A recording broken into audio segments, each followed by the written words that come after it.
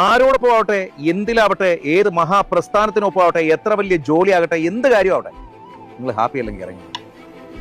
നിങ്ങൾ സന്തോഷത്തിലല്ല, നിങ്ങൾ ഒരുപാട് കരയേണ്ടി വരുന്നു, നിങ്ങൾ ഒരുപാട് അനുഭവിക്കേണ്ടി വരുന്നു എന്ന് നിങ്ങൾക്ക് ബോധ്യമാകുന്ന നിമിഷമല്ലേ ഇറങ്ങി നടക്കണം. കാരണം ഒരിക്കൽ സങ്കടപ്പെട്ടു, പിന്നെയും സങ്കടപ്പെട്ടു, മൂന്നാമതും അത് തന്നെ നിങ്ങൾ ചെയ്താൽ പോകെ പോകെ ഈ സങ്കടങ്ങൾ കൂടുകയുള്ളൂ.